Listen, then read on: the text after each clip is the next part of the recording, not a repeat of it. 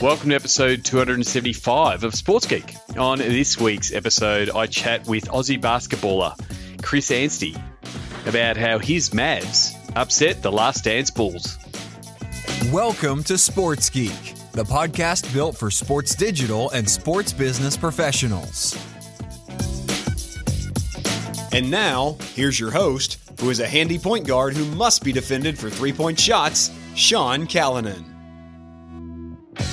Thanks, DJ Joel. Yes, my name is Sean Callanan. I don't know how my three-point shot is going that well, as I discussed in this interview with Chris Anstey. Haven't had a chance to go and shoot a hoop in the current lockdown. But thank you very much for tuning into this podcast. You can find this podcast on all good podcasting platforms. Also, you can find it on our website, sportsgeekhq.com.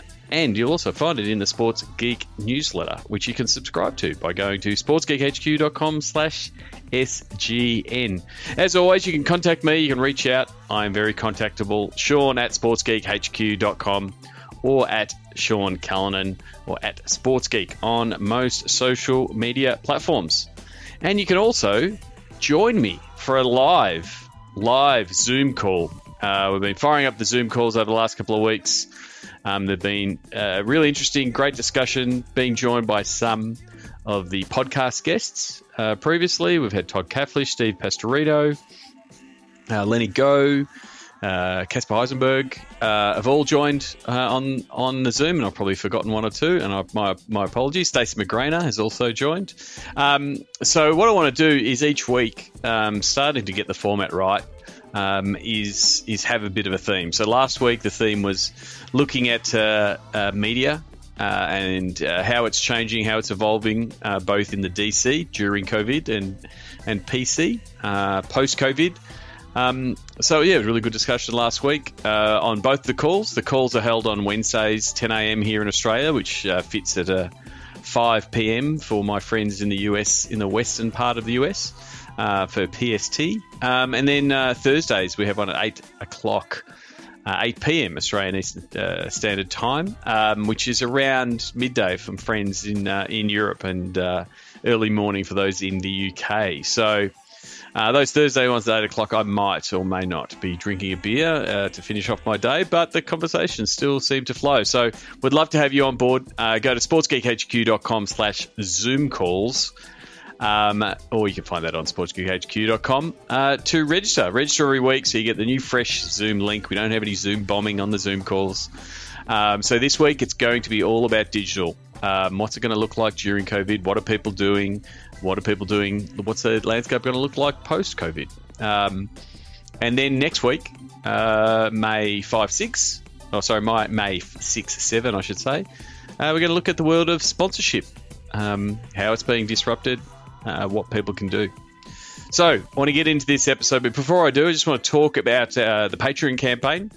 You can support everything that we're doing in the sports business space by going to our Patreon campaign, sportsgeekhq.com/Patreon. It helps pay for the costs of this podcast, the editing, all the work that gets done. So you really do appreciate you can support for as little as $4 a month. That supports what we're doing in the podcasting space, the newsletter space, and also now in the Zoom call space. And there is options there if you are a sports, technology, or marketing business that want to reach the Sports Geek audience. You can become a silver or a gold supporter. My guest today is a good friend of mine, Chris Anstey. He is an Australian basketballer, an NBL and Boomer great, represented Australia on numerous occasions, an NBL MVP, and one of the early Australian players to make a splash in the NBA, being drafted by the Dallas Mavericks, and he was lucky enough in his rookie season to come up against the Last Dance Bulls. So I'm sure everybody who's listening to this podcast is watching The Last Dance. I've been very impressed with the 2 episodes I've seen so far. Chris shared a story about when his Mavs played the Bulls on his Facebook page, so I thought I'd give him a call, have a bit of a chat about that and about his basketball career and coaching philosophy. So this is my chat with Australian basketballer Chris Anstey.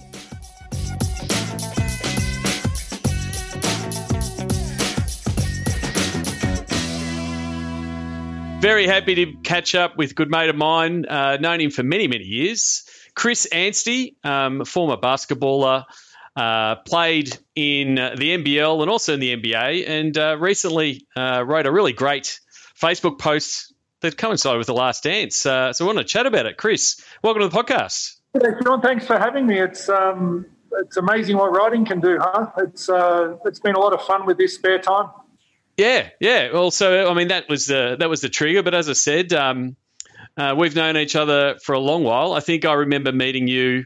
That was the depot maybe of the '93 Melbourne Tigers championship win when you were about to enter the NBL way back when. That sounds about right. We was it every Thursday night? We used to go to the depot for a meal with the team, and that was the local. And no, there were always, the hoodlums, of course, and a few of the other people close to the team would tend to join us. But no, it was a long time ago. It was a long time ago. But, the thing that triggered, I mean, obviously everyone in the sports world has been watching The Last Dance. The first two episodes were last week. And that was actually your first season in the NBA. You were a rookie there for the Dallas Mavericks in 97-98 under Don Nelson. And you wrote this post. You started to do, like we all are, take up new hobbies, writing some memories, and you've been sharing some of that on your Facebook page. In the one time that you faced the Bulls in Dallas, what was it? I mean, you describe it in there, and I'll share the link. But was that the first time you'd faced Michael Jordan and sort of seen him in real life? Well, I'd seen him early on in the year because we played in Chicago, and I didn't get a minute. And that was a game where it was almost the first time that the NBA ever knew of the old Hacker Shack, but we were fouling Dennis Rodman, and a teammate of mine, Bubba Wells, fouled out in 2 minutes and 43 seconds. We just kept putting Rodman on the line, and it was a little bit disconcerting because even in that I couldn't get 2.5 minutes to go and foul Rodman every time. So that wasn't the best of my confidence. But no, when they came to Dallas, even from early on in the year, I had family and friends who had booked tickets, and I'd booked tickets to get to the game and circled it in the calendar to see MJ. Yeah, that's it. And I still wasn't sure how many would make the trip because back in '98 it was harder to get to Dallas than what it is now. And it all turned up, and leading into that game, I'd been playing a lot. I was 32 and a bit minutes a game. I looked up the other day and playing pretty well. So expected that this would be my opportunity or my only opportunity to play against Jordan and the Bulls. And when I didn't play a minute in the first half, I was gutted at half time. And here's me, probably my first memory outside of the preparation was sitting in the locker room at half time. We're down 8, and this is before social media, of course. And when I thought no one's going to believe me that I played against Michael Jordan. I need a photo. I need something to prove or that I can send home. And I'm thinking, how do I do this? And were you giving Don Nelson like the daggers in the back of the head and doing all the things to make attention? It was just this. It was whatever. But you can't put your arm around Michael Jordan during a game. If I got to jump time and sort of point him across to the camera crew and say, Mike, if you wouldn't mind a photo. So I'd landed on the resolution that I was going to foul him as hard as I could and as quickly as I could if I got on the court, and assuming it would be garbage time, but not my finest moment or my finest thought. But it turned out that 4 or 5 minutes into that third quarter, I actually got substituted in because Don Nelson wanted a little bit more length to go and send in a trap at Michael Jordan, and I was long and gangly and dumb enough to do whatever he said, and it was great fun. I played the rest of that third quarter, 7.5 minutes in that third quarter, and most of the fourth and most of overtime, and it was incredible.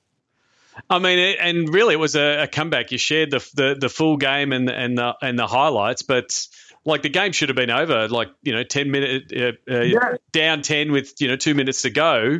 It should have been all she wrote against anyone. I mean, no matter who we were playing, let alone the 5-time world champion Chicago Bulls. But it was one of those minutes. We're down 10, as you said, with 59 seconds to go, and every shot we needed to make, we made. Every miss we needed them to miss, they missed. Steve Kerr who at the time was a 94% free throw shooter, missed both of his free throws. Jordan missed a free throw. We got a 5-second inbound violation on Scottie Pippen, and Cedric Ceballos ended up hitting a three near enough to the buzzer. They still had a shot to win it in regulation, and Tony Kukoc missed a 9 or 10-footer. And then overtime became this wave of momentum for us, which was it just didn't seem feasible that would happen. But I really like the part of your story, and you said it in your post, and you see it in the replay where, you foul Steve Kerr, and Steve Kerr's automatic, like put him in the book. And then he missed the first, and he gave a little wink to say, I won't miss the second, and goes and misses the second. And you actually see the wink on the replay. Yeah, you do. AC Green was our most veteran guy on the team, and if you ever get a chance to see the footage, or if anyone gets a chance to see it, as Steve Kerr's lining up to shoot it, AC leaves the block and just wanders right into the middle of the lane before Steve's got the ball, and starts a pretty long conversation about why he should miss. And, it's funny, over the years I was never a trash talker, but you can get in people's heads. And one of the easiest things I learned was a lot of basketball players don't think, they act on instinct. And AC Green, from memory, we asked Steve Kerr, when you're shooting, Steve, you're one of the best shooters of all time. Do you watch the ball in the air? Do you watch your fingertips? And so Steve Kerr all of a sudden must have been thinking about what he actually looked at. It must have worked. But, AC never swore, he never drank, he never did a lot of things. But he was very eloquent in what he was able to say, and it worked at the time. I want to see if this works. I've never done an interview via Zoom and showed something, but I have got the quote from Don Nelson near the end of the game. Takes a look. Anstey had the hot hand all night and makes the jumper. For the rookie from Australia, and the Mavericks have taken a 4-point advantage in overtime.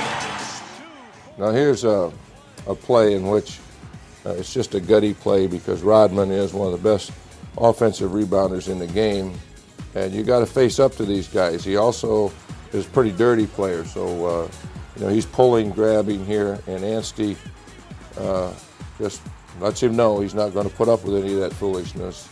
Does it in the right way, in which he doesn't throw the elbow, but he lets him know that, hey, you want to play rough, I can play rough too, with a nice smile on his face. Perfectly done.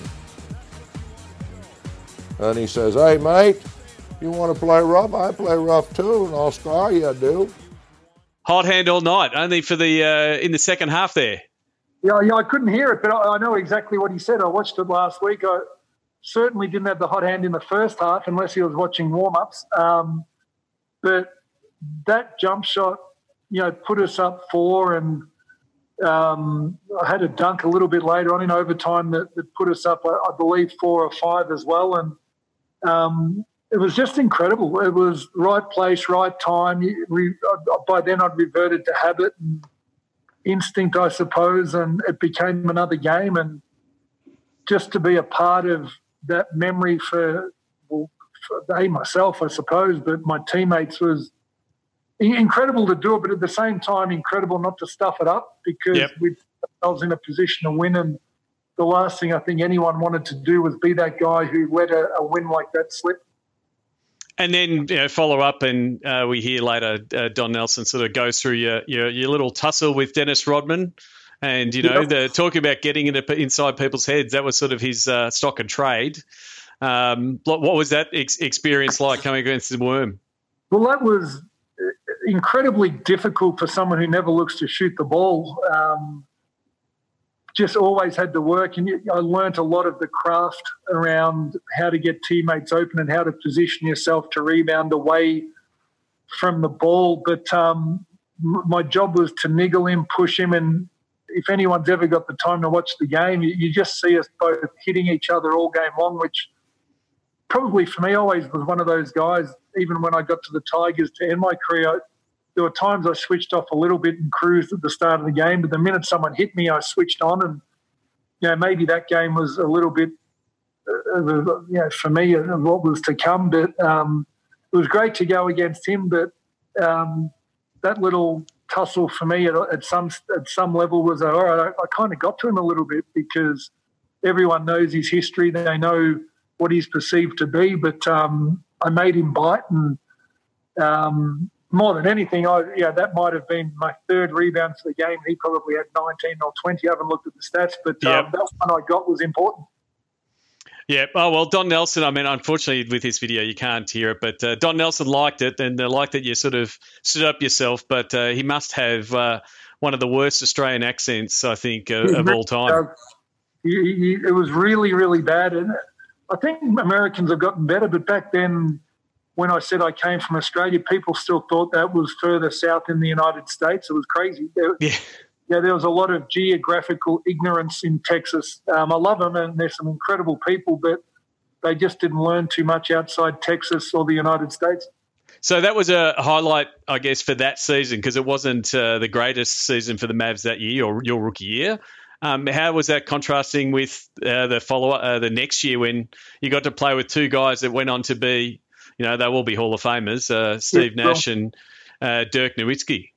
Yeah, it was different again because that was incredible, but it was so compact because we had the lockout and we ended up playing games, I think, in 80-something days, which was unheard of. But the time I spent with those two during the off-season, which was meant to be the pre-season when you weren't allowed to be around the group, was incredible. And I suppose that's when I learnt plenty.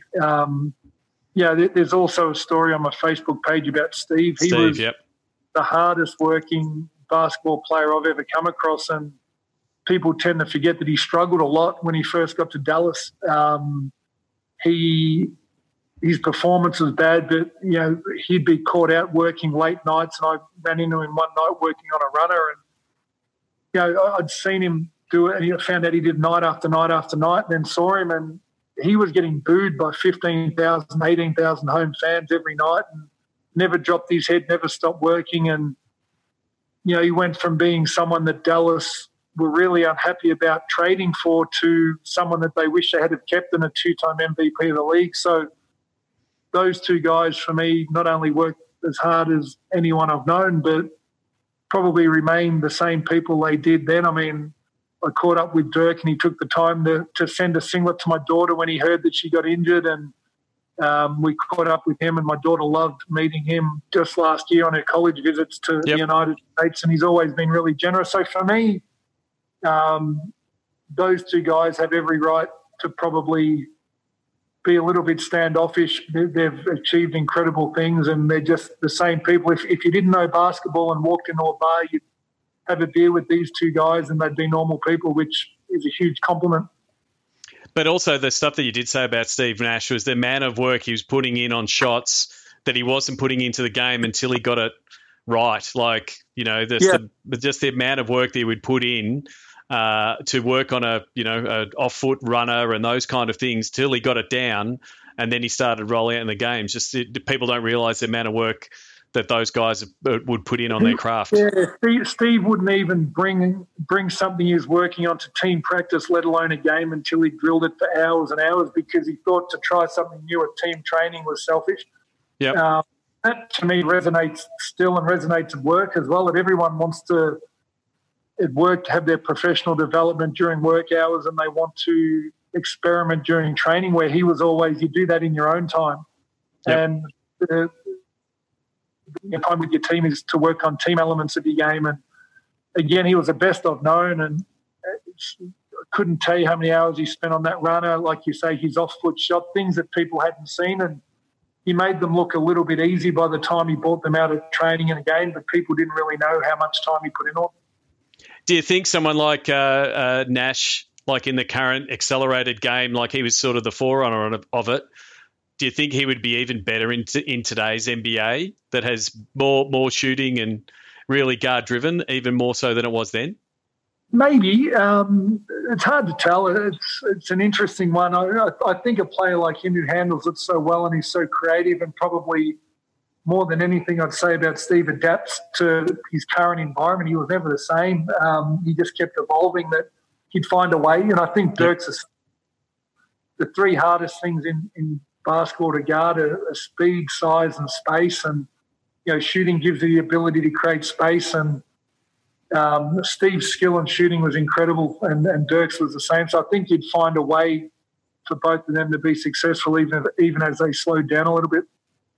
And over your career, so you spent some time in Chicago and then spent some time as a professional basketballer around the world, playing in Russia and then coming back to Australia. What is the life like in, moving, going from place to place, adapting to, adapting to a country you've probably never been to, like Russia? What was it like in the life of a professional basketballer? Yeah, the thing is with this coronavirus that resonates with me is that this is people's new normal. It's just amazing what you get used to. And I think my basketball career to some extent was that, where I always heard people say I could never live in or I could never do this. And you could. It's just a matter of getting used to it. And for me, that's what the travel was getting used to the environment in Texas, the climate in Chicago, Russia as a whole, even Spain and some of the places I travelled. Even with Australian teams on those extended tours, you're in Asia or in China for a long time, and you just get used to living in a hotel and in an airport for weeks and weeks on end, and it becomes normal. I've always been fascinated as to what people can adapt to if they're willing to try, and that was, I'll never forget coming back to the NBL after 3 years in Russia, and I was playing for the Tigers, and we had a practice game in Millicent, down near Mount Gambier near the South Australian border against the 36ers, and we stayed in what everyone thought was a crappy roadside motor inn, and it was the best hotel I'd stayed in 3 years, and I was just singing its praises, and a few of the boys were complaining, and we sat down at dinner. I told a few stories. I was just so grateful for that, a reasonably comfortable bed and a heater was, my perspective certainly changed. Definitely. And then, so you've since made the move to coaching, and what are some of the experiences or some of the coaches that you've pulled some of your philosophy from? Everyone, players, and that's kind of why I started writing. I think Gorgon was still the best coach I ever had, and the lessons or some of the lessons I learned from him, I've carried with me through my life, whether it's around the basketball court or not. But yeah, I think you get the opportunity to pick and choose from players, from coaches, from people you meet on the journey, and your philosophy evolves. And I've been coaching for 10 years now, and I've done senior men, I've done junior boys, junior girls, and I've just sort of started doing senior women because it was something I'd never done, and it was a completely different challenge to coach grown women.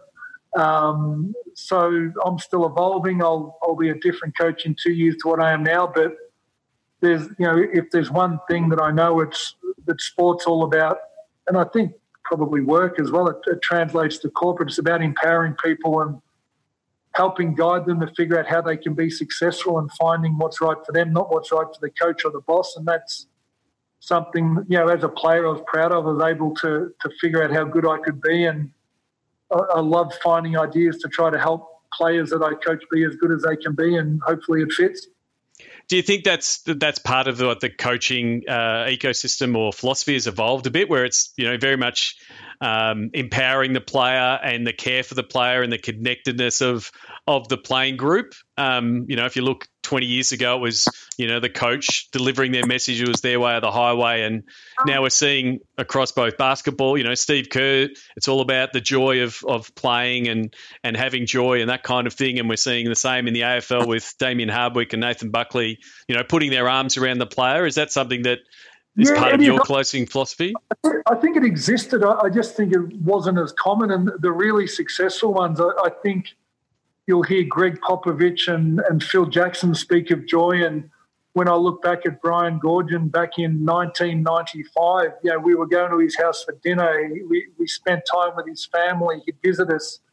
It was different back then, but the really good ones, I don't think you can teach people a personality. I think the really, really good coaches are good people who care about their play over their coaching careers. And if you can have that and you've got a genuine care for helping people, then you'll do whatever it takes. It doesn't just happen around a basketball environment. It happens in the hours of the day. And I don't think you can really help your players unless you know more about what's going on in their lives than what happens around that basketball court. So for me, that was Gorgon. He's the best I've had. I think more people have picked it up. Yep. But at the same time, you've still got to be able to be that alpha voice when it's required. And you sit in leadership talks all the time where you talk about three different types of leaders, the authoritarian, the democratic, and the laissez-faire. You've got to be able to be all. Yep. You can't coach people the same. You've got to coach every person in your team a little bit differently. And so, as we sort of said before, we're in the lockdown. You're obviously working with players. What's your advice for people who are basketballers, young basketballers trying to hone their skills, maybe not having access to a hoop?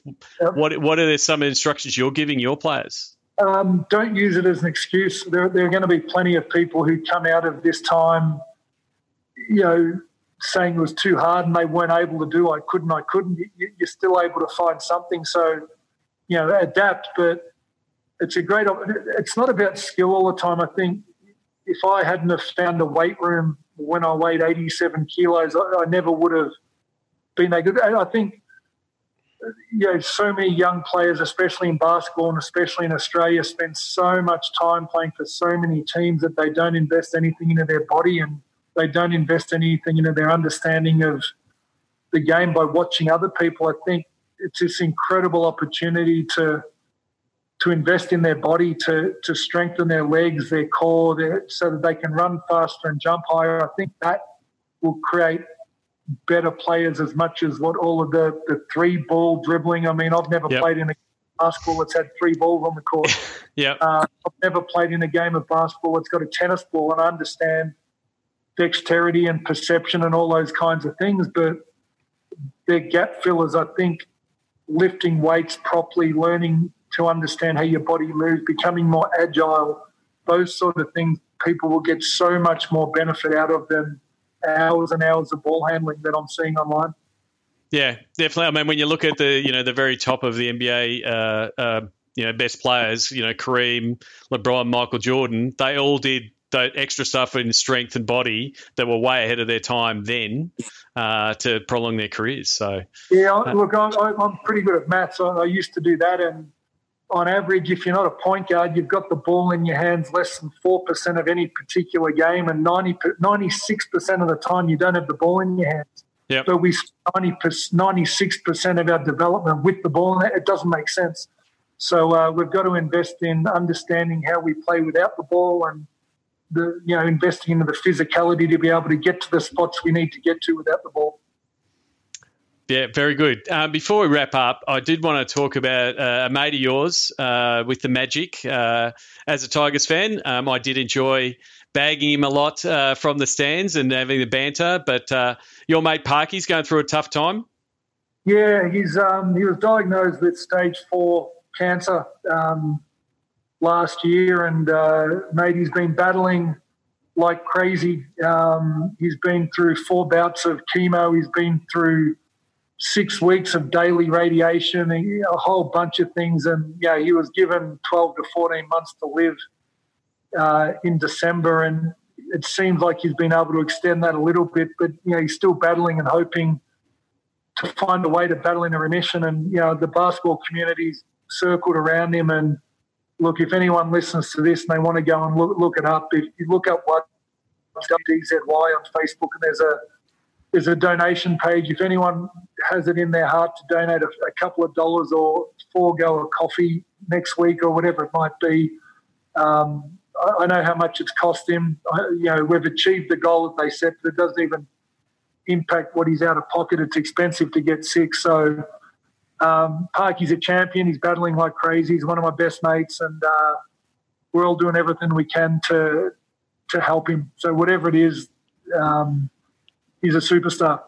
No, definitely. Like I said, lots of fond memories of those Tigers Magic days, and as much fun it was when he missed. He also hit a couple of. Sorry to interrupt. I hate doing it, but one of the best calls I've had this last couple of weeks is from Ray Gordon. Yep.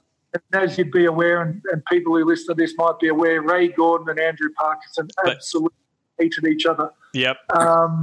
Ray wants to do a reenactment of some of the fights they had to raise funds for Parky, and it's amazing what happens when you leave basketball behind and you all go your way and life gets in the way. And I'm close with Ray, I'm close with Parky, and it's sort of one of those things where everyone, whether you think you love Parky or not, they've all gone out of their way to support him, and we'll end up playing a game as soon as we can. And the hope is we get the 96-97 Tigers to play against the 96-97 Magic, with a few other players in there as well that might play AFL. And if we can do that, we think that'd be pretty special as well. That would be pretty special. That might get the hoodlums out of retirement, mate. We'll come down and give you all some stick. Incredible. Well, if you are doing an auction, I think I might actually have a Chris Anstey rookie Melbourne Tigers singlet that I might have in the. Wow, there not many going around. Not many of those, yeah. That's in the original, the old school Tigers singlet. So I might actually look it up and see if we can donate if you're going to run some sort of auction. But yeah, all support. Yeah, check out Parky Army. We will put all the links in the show notes for anyone who wants to donate. As like I said, the basketball world puts their arms around him. I want to finish with the closing five. Do you remember the first sports event you ever attended? The first memorable one was the Australian Open at Kooyong, and I got John McEnroe's autograph. He was the first autograph I ever had in my little yellow autograph book. Because you were a tennis player before a basketballer, weren't you? Yeah, I was. I loved it. I could walk around, and I do remember walking around Kooyong all day long, sitting on back courts, watching all the players I grew up watching. Was incredible. And was it did we have the player identification at that point? Was it just a point where you just like, hey mate, you're too tall, go to basketball? No one. I'd never even hit me till after I was 17 years old. This must have been back when I was 13 or 14. I was wandering around. So. You would have been to a few sports events in your time. Do you have a favourite food memory or a go-to food? Favourite food memory? At a sports event? At a sports event, I'll eat it. See, I still like going to the tennis now, and again, it's back to tennis and sitting in the beer gardens and catching up with friends and watching on the big screen. So whatever they're serving with the beer will do me. Yeah, whatever the beer sponsor is, the tennis. Yeah. I go to the tennis every year, and I never see the tennis. I'm still old school. I sit in the back. I like the first 4 days where you still get some decent singles and doubles matches on those backcourts. You can just wander in and out games, and that's me. Terrific. What's the first app you open in the morning? Oh, you know what? It's probably podcasts because I listen to them when I go to sleep. So I'll either close it or if I wait. See, I normally wake up at 3 or 4 in the morning and chuck something on to go back to sleep. So that, but no, I'll go through my socials and just check messages and that type of thing. So probably socials. You've mentioned podcasts. What are the podcasts that you do listen to? I listen to the NBA ones. I don't mind the Ringer. They tend to do a pretty good job. Don't have any go-tos. I like mixing it up, but one I said you should check out is you have to tell me.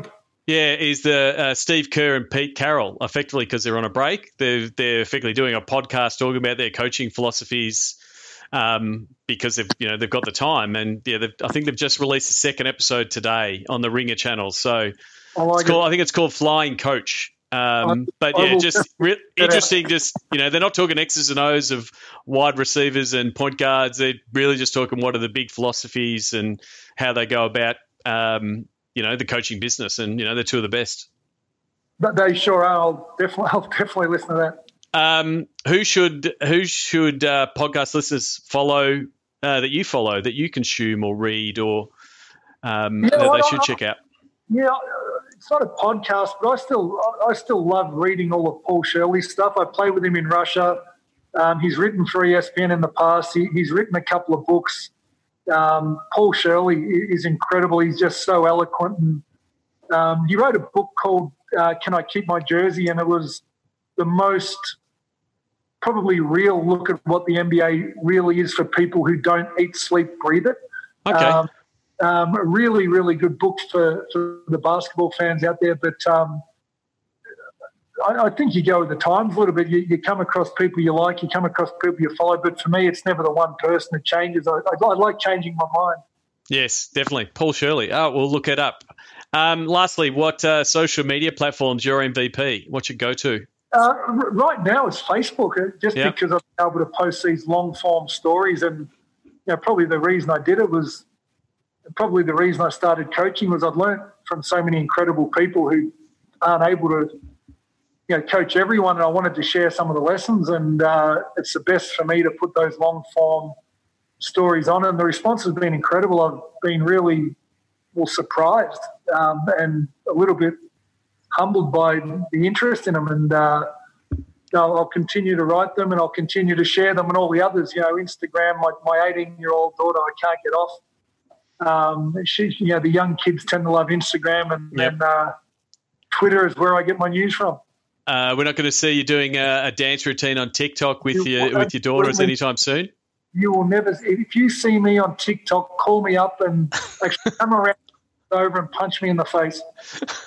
Okay, that's as a ringing endorsement of TikTok I've ever heard. So I will share those links. Most of them are Chris Anstey 13 is your number. They're most of your social channels.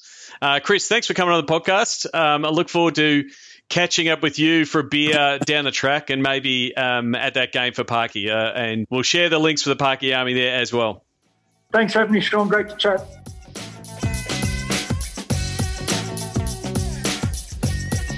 We'd love your support on our Patreon campaign. Go to sportsgeekhq.com/Patreon. Thanks again to Chris Anstey. All the links that Chris was talking about, especially those to support Andrew Parkinson, former Magic player that's going through a really tough time.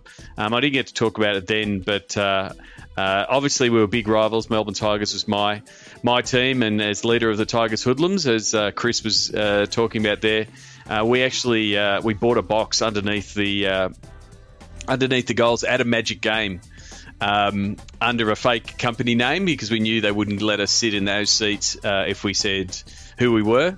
So we booked that box under Vandelay Industries, and I do remember Andrew Parkinson being at the free throw line with us, full of a few beers, and yelling at him from underneath the hoop to get him to miss a free throw. He missed one, and I remember Warwick Giddy turning to us, sort of telling us to wind it up a bit more. He made the second one.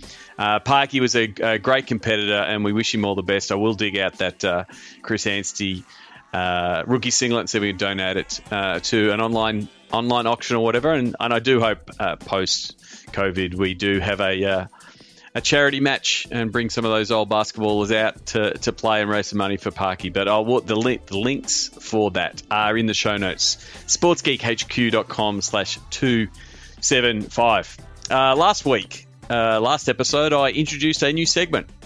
One slide, 2 minutes. And this one comes from...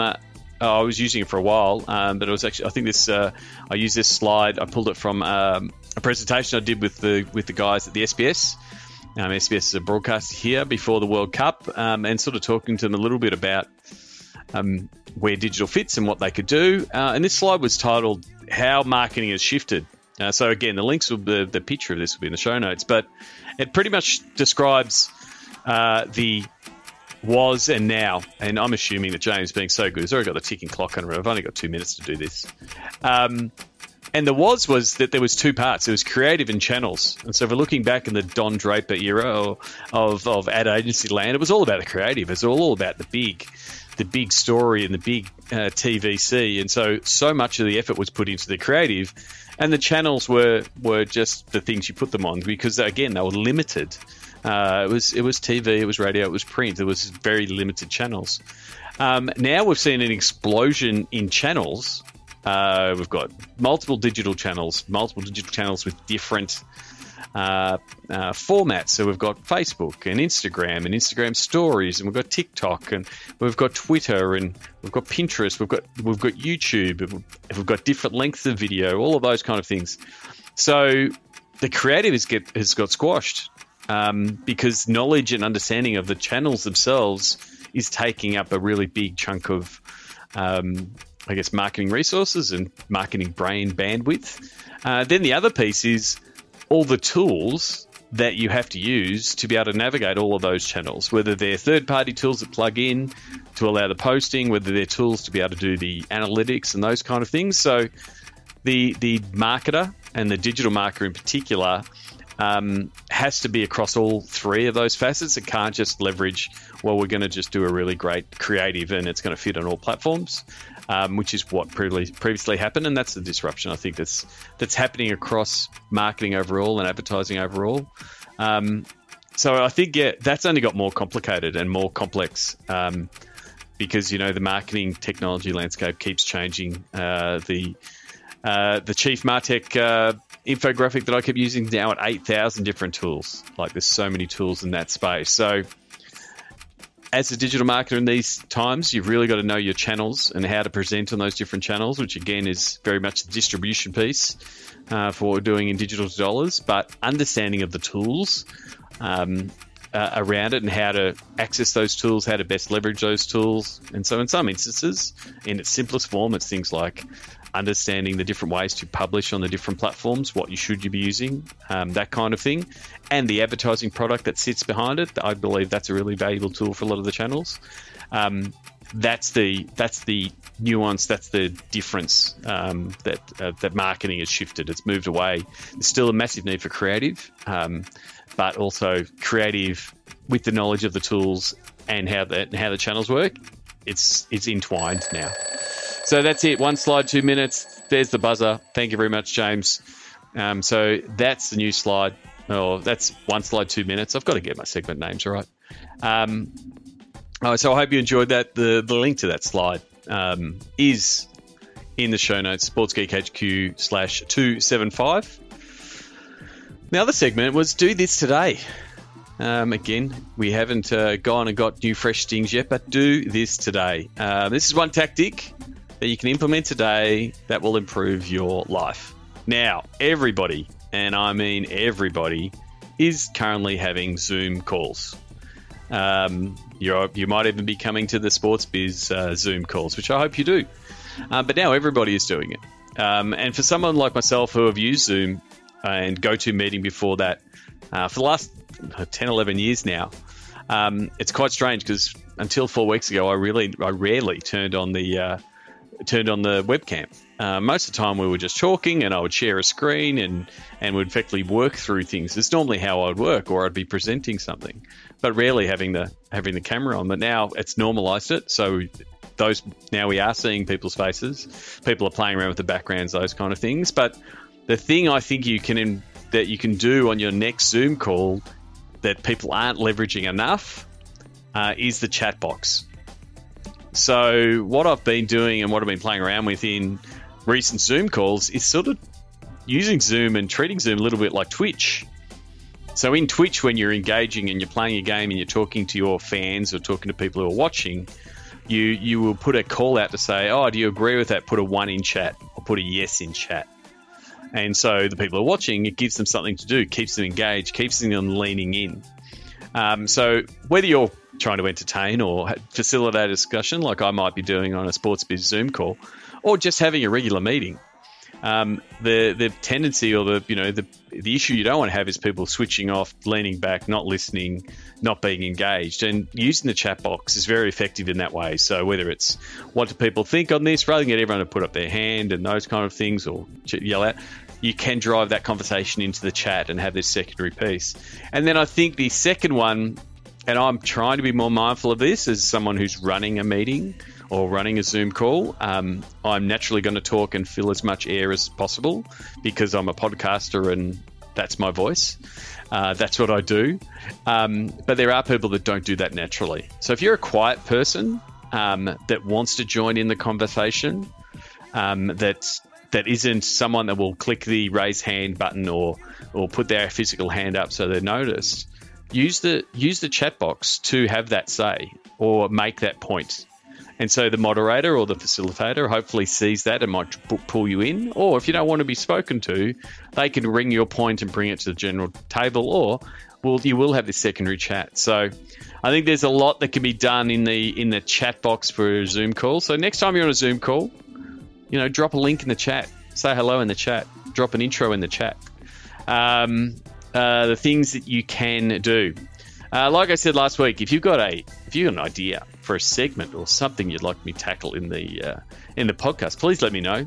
Send me an email, Sean@sportsgeekhq.com, or hit me up on the socials. And as always, we've made things really easy. We've tried to simplify things at sportsgeekhq.com. If you do want to get in touch with us, you can do so at sportsgeekhq.com. If you're interested in digital dollars, fast tracking that, especially around sponsorship and digital, which will be coming up in our sports biz Zoom calls, you can click that link and click that button and sort out a time. If you're a sports business to business or a technology or a marketing business that want to reach the Sports Geek audience, I'd really like to talk to you about the Sports Geek Amplify series that I'm developing that can help sports find a way to the other side post-COVID. Please reach out. I'd love for you to get involved. And then the other thing is, if you are someone who has been displaced or stood down or lost their job due to COVID, I'm here to help. I'm taking registrations for Sports Business Rockstars. Please go and check them out. Connect with them on LinkedIn. And yeah, they're pretty much people putting their hand up saying, "Hey, I want to work." So if you want to register and be on that list, you can do so at sportsgeekhq.com. As always, I would love to see your faces and talk to you on the next Zoom call. Simply go to sportsgeekhq.com/Zoom calls. That's it from me for this episode. Thanks again to Chris Anstey for his chat and sharing his insights on the episode of The Last Dance, and he's facing the Chicago Bulls. It'll be really interesting to see if that Mavs game gets featured in a future episode. Until next episode, my name is Sean Callanan, and you've been listening to Sports Geek. Join Sports Geek Nation access to exclusive Slack and Facebook groups with regular Q&A sessions with Sean Callanan. Go to sportsgeeknation.com to join. Got a question for Sean? Send it in for our Sports Geek Q&A series. Go to sportsgeekhq.com/questions. Go to sportsgeekhq.com for more sports digital marketing resources.